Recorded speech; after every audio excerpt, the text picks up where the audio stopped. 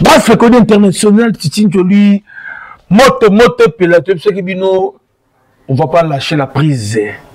Donc, il y a une compétition, Tina Souka, Tina Lifobor. Bah, Fécodie, RDC barragiste. Donc, merci Nabatunion, surtout, c'est des armes qui étaient, là-bas, c'est des armes qui, merci Nabatunion, surtout, tout, et qui était la musique, vous avez besoin d'équipe nationale pour nous soutenir à Modon. Vous savez très bien que nous, on a toujours l'habitude, après, qu'on ça, qu'on mette un match équipe nationale, tout ça, là, analyse après match, tout ça, là, tout est là-bas, faille, la place ni bien, la place ni amabé, ils là qui met, avant tout, comme le côté analyse, tout peut, c'est notre programme, il y a barrage de niveau, il y a zone Afrique, dans la zone côté monde, avant tout, comme côté Kouno. Je voulais d'abord m'adresser à Nabaï Manier. Aujourd'hui, j'étais au stade de Martyrs le matin. Je vis deux DCMP. Même logo, même nom, deux DCMP. Des équipes, mais le combo moko, et Fiji mort, ma communion surtout, bien que ça, le contrôle médical. Bien que centre. Je me pose la question, wapi mana matiti mabe, oya ba papa la biso, et wapi mana ba aventurier. Parce que dans 21 ans, on a trop d'imana. Jamais tu aurais vu tes cabana. Jamais tu aurais des gens avec les ballons. Bien, on a la coûte à 31 joueurs. Mais ça la vie est bien cité, c'est ce qui fait à côté. Mais la période de disette, président Moïse Aye, à qui n'a pas existé ou pas existé dans le bar. Rien.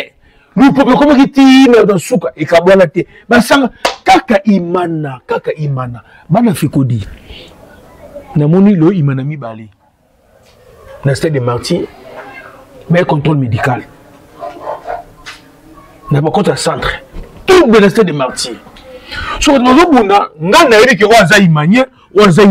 Sur le Zoba, Oaza Imanie, il y a Paul Kassembele, Oaza Imanie, il y a Daimito. Sur n'a pas besoin d'années avec non, n'ande Imanie, il y a ma titi mabe, oya ba papa na biso, ba koko na biso, ba tike la biso. Il faut faire la différence.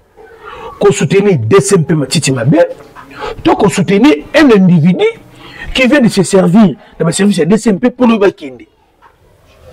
Tel est le Loïmana. Dans 7 jours, je peux les Banda. Dans 7 jours, je peux les Banda. Mais il m'a dit que position sur les toujours mode Kabasseli. Pour le Nilikaka Imana. J'ai donné Langa, Bagoche Bilele, Bagledis Mokese. Donc, nous avons compris, nous avons battu Imana, donc, mais c'est pas bien, c'est pas sérieux, c'est pas professionnel. Et maintenant, les administrateurs, il y a DCMP. Les administrateurs à DCMP, nous avons wapi. Bilungo est le président, on est Mikebuka, et au-dessus du Bumbashi, ceux qui ont Kakasai, au-dessus de la Zigida, Mikebuka, n'a pas Kamanyoka, après ce moment, nous sommes montés au Longo Liango. Le président, son niveau, il m'a comme lui, dans 7 jours, championnat au Banda. Il m'a ni le Québec à Coupe d'Afrique. Il m'a ni à un numéro où il a enregistré la FECOFA. Il m'a ni. Pourquoi quand il m'a dit ça, la biso vraiment? Il fallait dans le bango pour que ça plaisir n'a pas tout boulinga ka Fécodie. Kadhafi Mawete, le person bote Vandros Mukuna, Rodriguez Chikoun également, fils John Zibozé Belé, le person Binombote, Tobeta Masonation Nizar Okende, qui te papa Issa merci, depuis Jacksonville, papa Issa n'a pas su également, bote papa Kazad également, aux États-Unis, n'a pas su bote au Kochabou, tout le monde a fait Fécodie, n'a pas su Binombote. On va parler de notre équipe nationale, Tobeta 10e journée à Onia, à stade de Martyrs de Kinshasa. Constat de son Salaki, déjà le gouvernement congolais, il faut que vous ayez une vérité, la fédération qui est l'organe technique. Vous savez, avant qu'on incrimine un entraîneur, donc on condamne un joueur, Fécodie. Pour aller à la Coupe d'Afrique, donc on a une Coupe du Monde, ils ont un projet. Et le projet à question doit être élaboré à niveau de la fédération qui est l'organe technique. Dès qu'on élabore un projet, qui va continuer le gouvernement par l'entremise du ministère du Sport, pour appuyer le gouvernement, et puis la population, ça dira. Je mets quiconque à défi qu'on me montre la dernière fois notre FECOFA et c'est le projet pour le mondial. Les gens parlent de 50 ans. Même chef de l'État, il m'a fait connaître ce 50 ans mondial. Chef de l'État, les 50 ans en chiffre. En réalité, depuis 1974, la FECOFA n'a jamais conçu un projet pour le mondial. À ça, la moitié.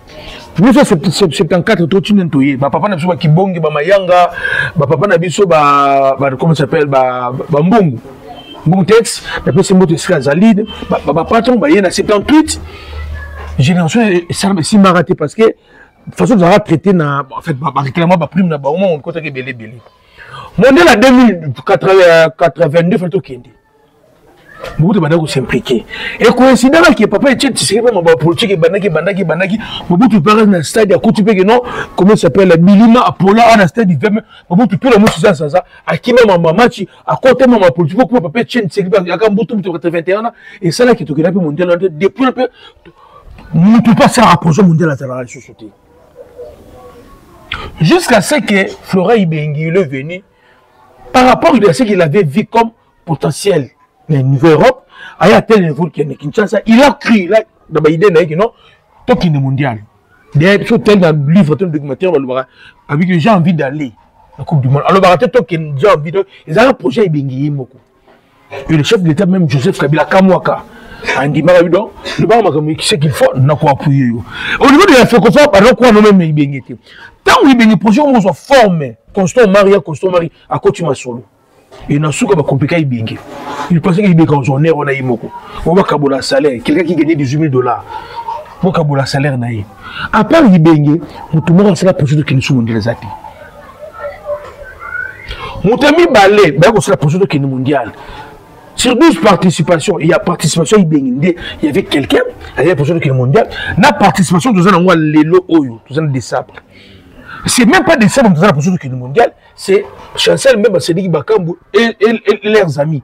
Donc, ce sont les joueurs qui se sont décidés entre eux que cette fois-ci, il faut que c'est une équipe nationale mondiale avant toute équipe nationale. Parce que, mon équipe qui est non contre Tunisie, contre Maroc, que tous ont raté mondial de près.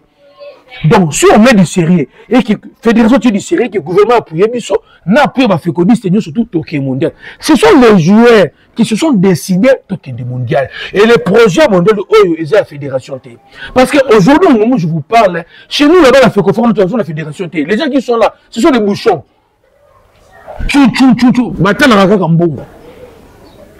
Avant de condamner les joueurs.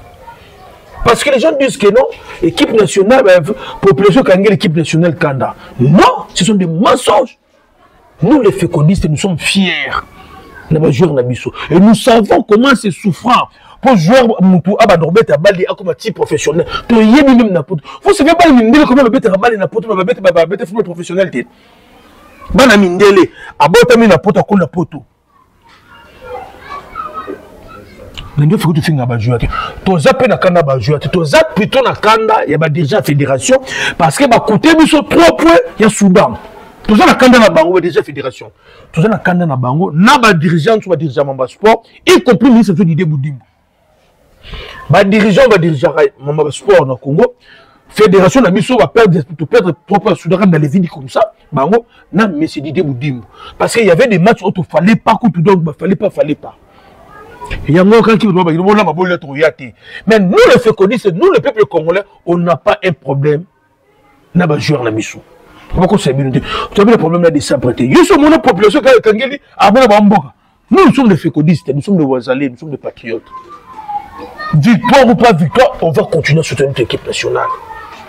Vous avez privé nos joueurs, 12e homme, et c'est là, et c'est manifesté dans le terrain. Moi j'étais au stade. J'étais au stade. Déjà, bien 10 000 francs, ça crée des problèmes par rapport au pouvoir d'achat. Mais comme si bien tu 12, là, dollar, on va quitter les autres qui t'ont dit ce que nous avons. J'étais au stade. J'ai vu les joueurs au côté, moi chauffé. Talibou stade Olympiakos.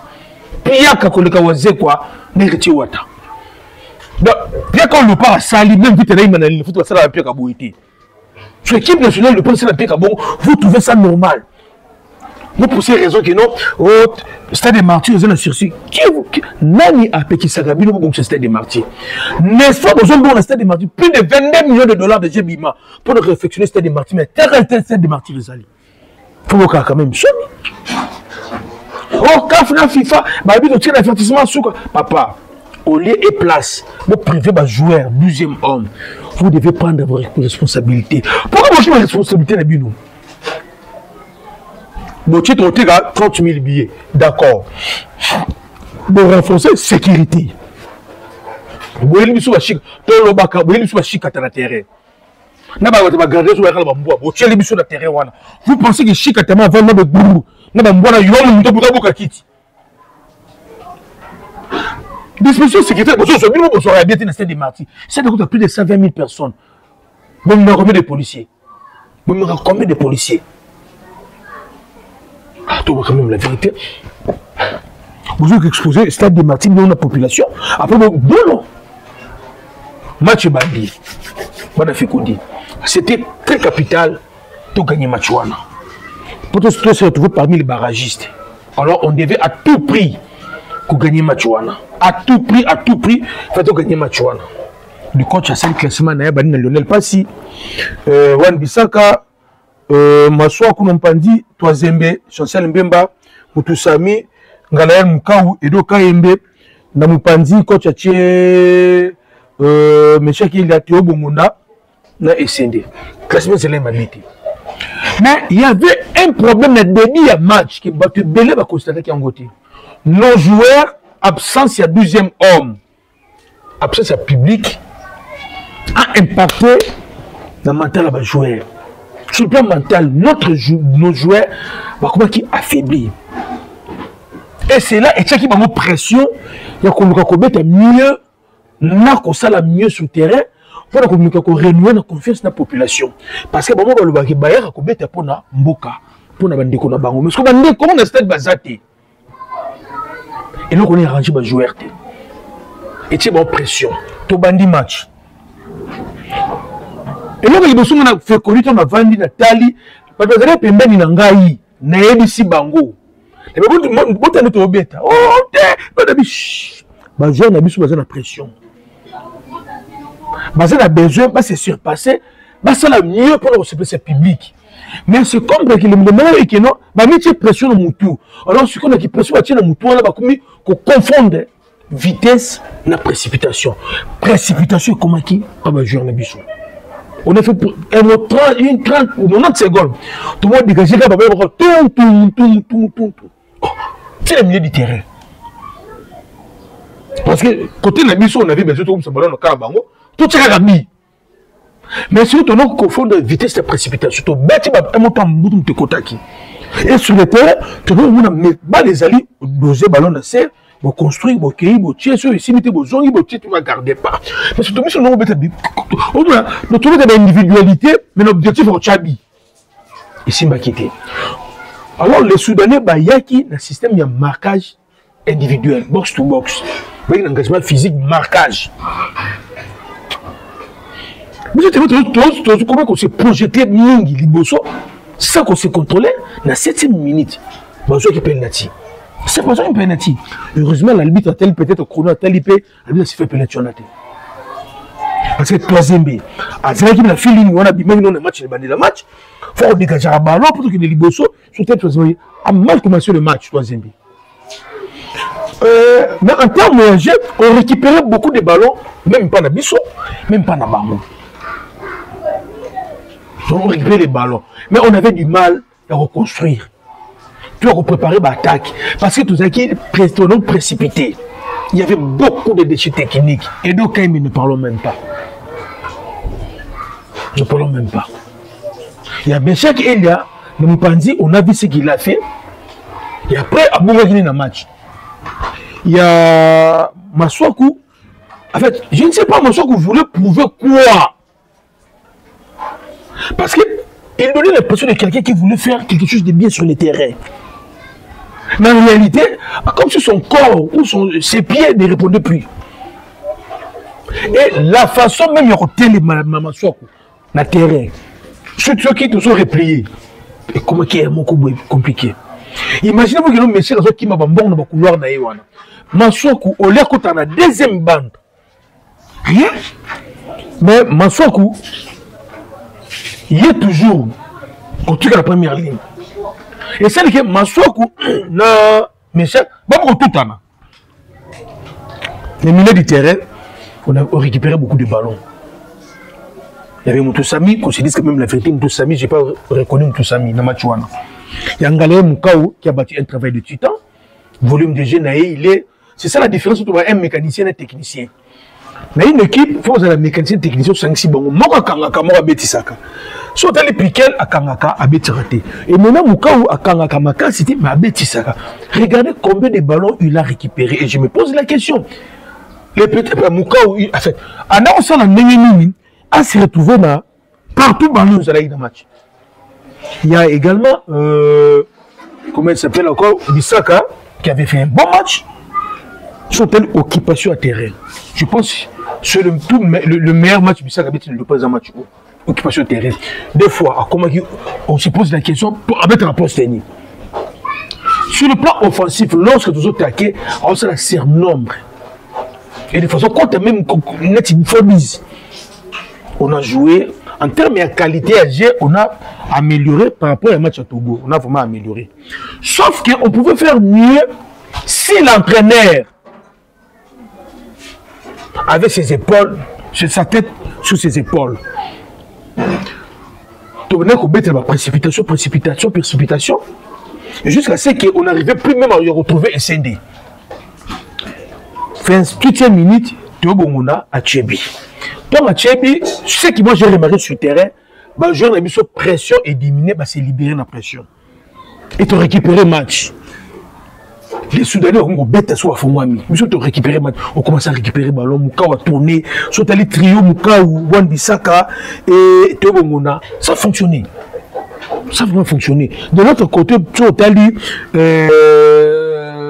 Massoku, sauf que Massoku, trop de déchets également. Récupérer le match. Mais après récupérer le match, ce que j'ai remarqué, je n'ai pas vu une équipe très bien structurée sur le terrain. Pourquoi je dis ça? Tant au bandi match, il y a le système des entraîneurs qui n'a pas consigne. Maintenant, comme il y a le terrain, le joueur vu qu'il s'est des équipes vides et impacté mentalement, bêter les équipes c'est public, c'est habitant sur le tchébi, tout est normal. L'entraîneur, il devait repositionner ce joueur, a changé le système de jeu dans le match, mais notre entraîneur, il a laissé et du coup, on récupérait beaucoup de ballons et c'était les individualités qui dominaient. Par contre, en face de nous, on avait une équipe qui n'avait rien à perdre, qui prenait leur temps de jouer. Et nous, chez nous, c'était les individualités. Parce que sur l'entraîneur de Sabre, après le premier but, à ceux qui maîtrisent, il y a des joueurs à repositionner Bango. Après, c'est bon, tactique chouche. Parce que regardez les actions qui étaient au moment de faisait. Toujours en solo. Entre Théo Bongo Bissaka et Moukaou, il n'y avait pas des automatismes, il y avait des individualités. Et ils ont fait mal dans le couloir Wana. Sauf qu'il y a un Meshak, après 28e minute, c'était mort. Meshak, alors qu'il a brillé sous soutien. Et Massoku qui carburait, mais qui n'apportait rien. Oui, Nassima, troisième bien, à Sekonjaki. Chancel Mbemba, il était là. Moutoussami n'a pas vraiment fait le travail qui est autre que Moutoussami, ça là, c'est là il m'a engouté. Toké mi-temps, 1-0. Toké mi-temps, Toké. L'équipe adverse a changé de dispositif. Ma bascule en 4-4-D. Nous, Toké entraîné à précis, ma consigne. Tobandi match. Tandis qu'on a un match, ce qu'on a remarqué que non, les joueurs ils sont venus, moi maîtrise tactique est commis. C'est ce que j'ai dit par rapport à Togo, tu mets bien match par rapport à Togo. Situation de la question. Problème de comment trouver notre avant-centre. Essende, comment on peut le trouver? Essende, c'est un pivot. Il permet l'équipe de mettre un bloc haut. Il empêche l'équipe de mettre un bloc haut. Alors, comment trouver Essende? La personne qui devait arrêter de servir Essende, c'était Edo Kaembe. Edo Kaembe, il était à côté du match. Il était présent lorsqu'il s'agit de duels. Mais lorsqu'il s'agit que non, un joueur de Betissa, ligne d'attaque, Edo Kaembe n'a pas vraiment fait ça. Et du coup, attaque Nabiso est comme on a qui est au milieu du terrain. Mais vous avez remarqué qu'à côté, parce qu'il y avait un Wan Bissaka, on a au côté de la deuxième ligne. Ça veut dire, tu vois, on a un Pandi, il y a au côté de la deuxième ligne. Et c'est là que non, à ce moment où on joue un rôle en 2010.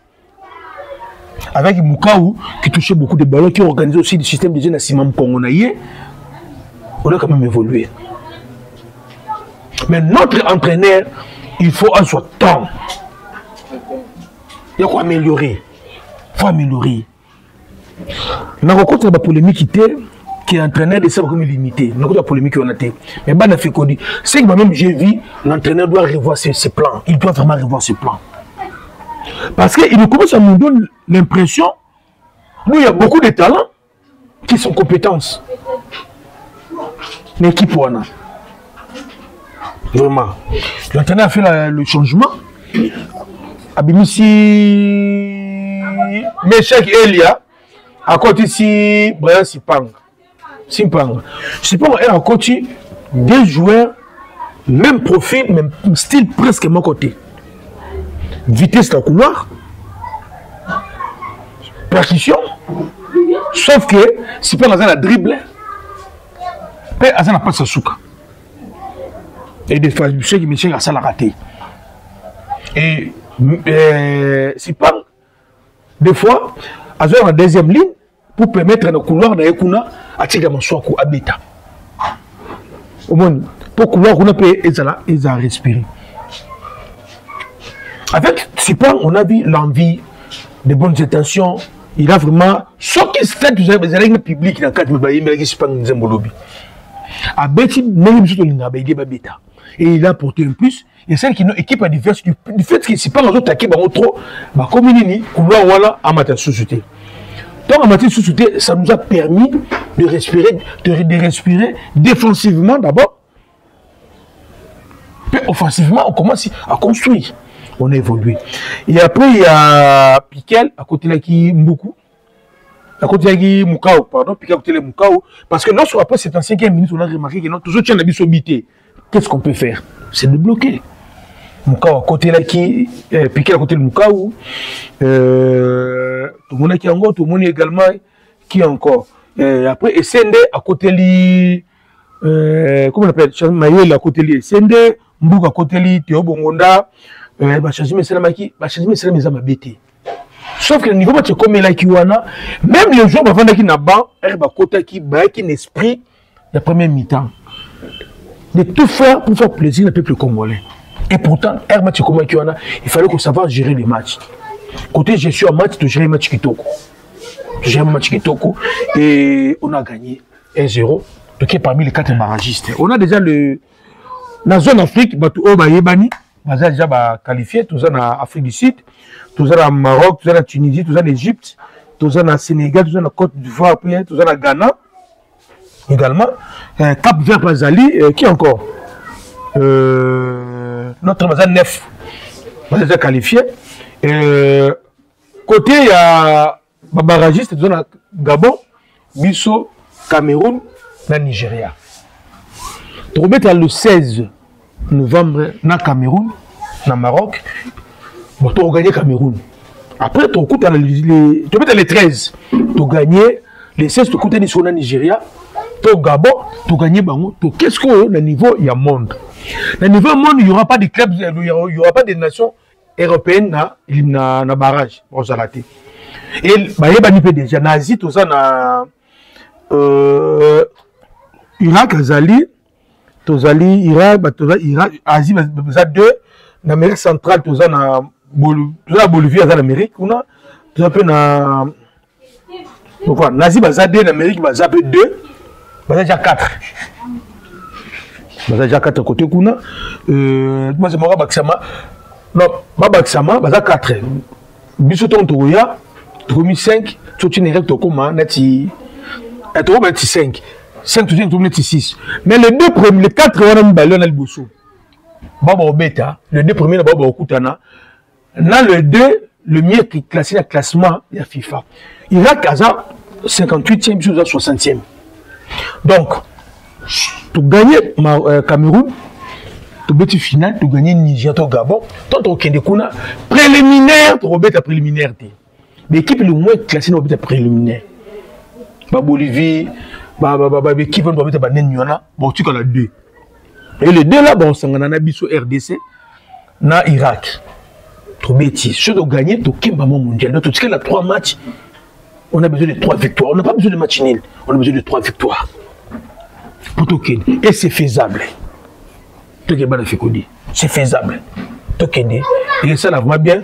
Côté qu'on a donc, avant d'un côté équipe, parce qu'il faut d'un côté équipe, je voulais vous signaler que bientôt, nous allons en décembre. Ce qu'on dit dans un Maroc, na Cannes, tout c'est un soutien. Tout c'est un soutien. On dit Cannes à Liboso, ma vérité, il m'a dit parce que nous avons sur place. Mais ça, il m'a révélé sur Babakam, Boubabu, à Ochabité, pour que ça nous offre. 7 matchs, à Betty Kito Ochabité. Makamaba, au dehors, je viens à Kaboul, parce que j'étais sur place. Donc, ce qui est la qualité, il y a un peu de Sandeni. Tout c'est une bonne foi, on a besoin de matériel. Tout a besoin d'un billet, 2 billets, parce qu'il faut qu'il y ait un caméraman. Le billet, c'est. Normalement, quand on le laisse à $1,096. Donc, on aura besoin de 2 billets. On a un caméraman, on a besoin de matériel. Donc, pendant un mois, tout c'est le nom sala. Il y a qui toque.